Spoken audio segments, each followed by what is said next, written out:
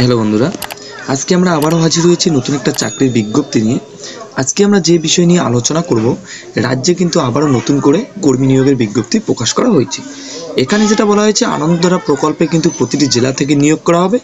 তো কিভাবে আপনারা আনন্দধারা প্রকল্পে আবেদন করবেন, কোন কোন জেলায় নিয়োগ করা হচ্ছে, সম্পূর্ণ আজকে আমরা এই ভিডিওতে বিস্তারিত আলোচনা করব। আপনারা যদি ডাব্লিউবি জব নিউজ চ্যানেলটিতে নতুন হয়ে থাকেন, চ্যানেলটিকে অবশ্যই সাবস্ক্রাইব করে বেল আইকনে ক্লিক করে রাখবেন এরকম নতুন নতুন চাকরির খবর সবার আগে পাওয়ার জন্য। তো চলেন আজকে আমরা বিস্তারিত আলোচনা করব কোন কোন জেলায় নিয়োগ করা হচ্ছে, কি প্রসেস বলা হয়েছে। তো এখানে যেটা বলা হয়েছে, সবার প্রথমে পদের নাম।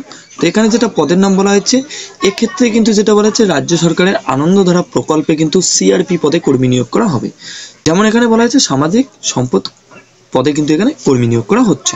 এর পরবর্তীতে যেটা জানানো হয়েছে, কি শিক্ষাগত যোগ্যতা এখানে আপনারা আবেদন করতে পারবেন। তো এখানে যেটা বলা হয়েছে, শুধুমাত্র কিন্তু উচ্চ মাধ্যমিক পাশ করে থাকলে আপনারা এই পদের জন্য যোগ্য। আপনারা যদি শুধুমাত্র উচ্চ মাধ্যমিক পাস হয়ে থাকেন তো অবশ্যই এখানে কিন্তু আবেদন করতে পারবেন। তো যারা যারা উচ্চ মাধ্যমিক পাস রয়েছেন, ছেলে মেয়ে উভয় কিন্তু এখানে আবেদন করতে পারবেন। এর পরবর্তীতে যেটা বলা হয়েছে, এই পদের জন্য যেটা বয়স সীমার কথা বলা হয়েছে, এখানে কিন্তু যেটা বলা হয়েছে, সর্বাধিক 35 বছরের মধ্যে যারা রয়েছেন তারা কিন্তু এখানে আবেদন করতে পারবেন। তো 18 থেকে 35 বছরের মধ্যে যারা রয়েছেন তারা কিন্তু সবাই এখানে আবেদন করতে পারেন।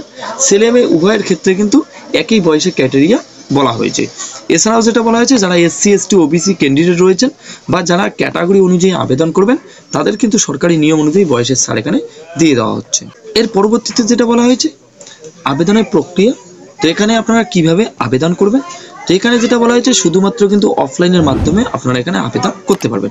তো এখানে শুধুমাত্র অফলাইনের মাধ্যমে আপনারা আবেদন করার সুবিধা পেয়ে যাচ্ছেন। এখানে কিন্তু কোনো রকম অনলাইনের মাধ্যমে আপনারা আবেদন করতে পারবেন না। তো অফলাইনে আবেদন করার জন্য সবার প্রথমে আপনাদেরকে অফিসিয়াল ওয়েবসাইটে ভিজিট করতে হবে। তো আমি লিঙ্ক ডিসক্রিপশনে দিয়ে দেবো, সেখানে ক্লিক করে সরাসরি আপনারা অফিসিয়াল ওয়েবসাইটে ভিজিট করতে পারেন। এছাড়াও যেটা আবেদন করা অ্যাপ্লিকেশন ফর্ম রয়েছে, সেটা আমি ডিসক্রিপশনে দিয়ে দেবো। তাছাড়া আমার হোয়াটসঅ্যাপ এবং টেলিগ্রাম গ্রুপে আপনারা পেয়ে যাবেন। হোয়াটসঅ্যাপ এবং টেলিগ্রাম গ্রুপের লিঙ্ক আপনারা ডিসক্রিপশনে পেয়ে যাবেন, সেখানে গিয়ে সরাসরি আপনারা গ্রুপে জয়েন হতে পারেন। তো সেখান থেকে আপনারা আবেদন ফর্মটি আপনারা ডাউনলোড করে নিয়ে দেখতে পারেন। এছাড়াও আপনারা অফিসিয়াল নোটিফিকেশনে কিন্তু এটা পেয়ে যাচ্ছেন। তো সবার শেষে আপনাদের সেই অ্যাপ্লিকেশন ফর্মটিকে প্রিন্ট আউট করে নিতে হবে।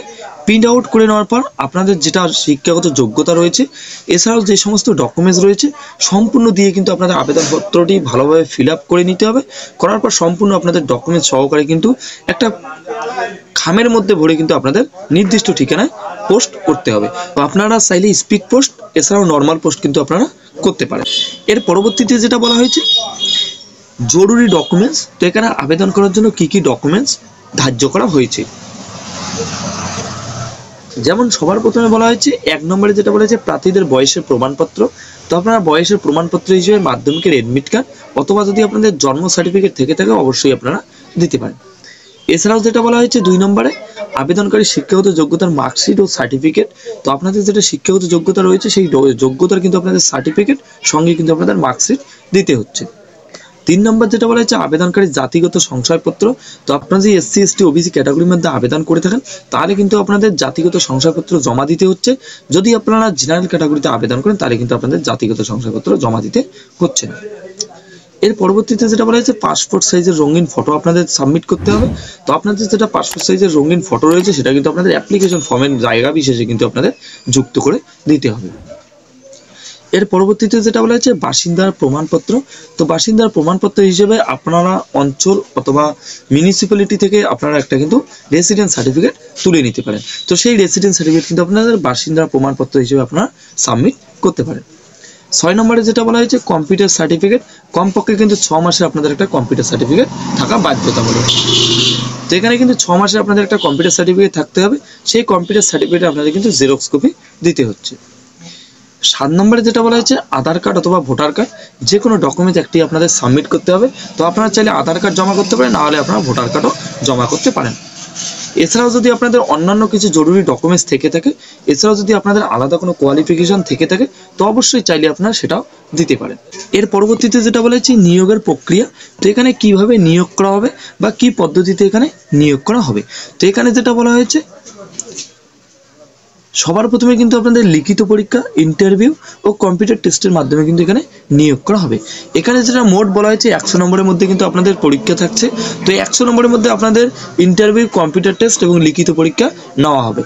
যেমন আপনাদের এখানে যেটা বলা হয়েছে, আপনাদের কিন্তু যেটা লিখিত পরীক্ষা থাকছে সেটা কিন্তু আপনাদের 70 নম্বরের মধ্যে আপনারা পেয়ে যাবেন। এছাড়াও যেটা বলা হয়েছে আপনাদের কম্পিউটার টেস্ট থাকছে 20 নম্বরের মধ্যে, এবং আপনাদের মৌখিক যেটা রয়েছে ইন্টারভিউ সেটা কিন্তু আপনাদের 10 নম্বরের মধ্যে হবে। টোটাল কিন্তু আপনাদের 100 নম্বরের মধ্যে কিন্তু আপনাদের মোট পরীক্ষা নেওয়া হবে।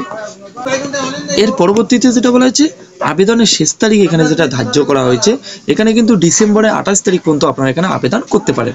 তো ডিসেম্বরের 28 তারিখ পর্যন্ত এখানে লাস্ট ডেট বলা হয়েছে। তো যারা যারা এখানে আবেদন করতে চান অবশ্যই ডিসেম্বরের 28 তারিখের আগে কিন্তু এখানে আবেদন করে নিতে পারেন। তো এর পরবর্তীতে আমরা চলে এসেছি অফিসিয়াল নোটিফিকেশনে। তো এখানে আপনারা দেখতে পাচ্ছেন বিজ্ঞপ্তি। তো আমরা যে বিষয় নিয়ে বিস্তারিত আলোচনা করেছি সম্পূর্ণ কিন্তু নোটিফিকেশনে দেওয়া রয়েছে। আপনারা চাইলে অবশ্যই কিন্তু একবার নোটিফিকেশনটা দেখে নিতে পারেন। তো নোটিফিকেশনটা পাওয়ার জন্য অফিসিয়াল ওয়েবসাইটে ভিজিট করতে পারেন। তো আমি ডিসক্রিপশনে লিঙ্ক দিয়ে দেবো, সেখানে ক্লিক করে কিন্তু সরাসরি আপনার অফিসিয়াল ওয়েবসাইটে ভিজিট করতে পারবেন। তো এখানে যেটা বলা হয়েছে সবার প্রথমে এখানে আপনারা দেখতে পাচ্ছেন আনন্দধারা কার্যালয় যেটা বলা হয়েছে কাকসা ব্লক ও পশ্চিম বর্ধমানে কিন্তু এই নিয়োগ বিজ্ঞপ্তি প্রকাশ করা হয়েছে। তো যারা যারা কাকসা ব্লক ও পশ্চিম বর্ধমান থেকে এই ভিডিওটা দেখছেন তাদের জন্য কিন্তু একটা সুবর্ণ সুযোগ রয়েছে। তো ধীরে ধীরে কিন্তু প্রতিটি ব্লকে কিন্তু এখানে নিয়োগ করা হবে। তো আপাতত যেটা বলা হয়েছে কাকসা ব্লক এবং পশ্চিম বর্ধমান ব্লকে কিন্তু এই নিয়োগ বিজ্ঞপ্তি জারি করা হয়েছে। তো আপনারা কোন ব্লক থেকে দেখছেন বা কোন জেলা থেকে দেখছেন অবশ্যই কমেন্টস বক্সে আপনারা জানাতে পারেন। যখনই আপনাদের ব্লগ থেকে নতুন কোনো ভিডিও প্রকাশিত হবে আমি অবশ্যই আপনাদেরকে জানিয়ে দেবো। তো এই ছিল আজকে কিছু গুরুত্বপূর্ণ আপডেট। দেখা হচ্ছে পরবর্তী একটা নতুন চাকরির খবরে। ততক্ষণের জন্য ভালো থাকবেন, সুস্থ থাকবেন। ধন্যবাদ।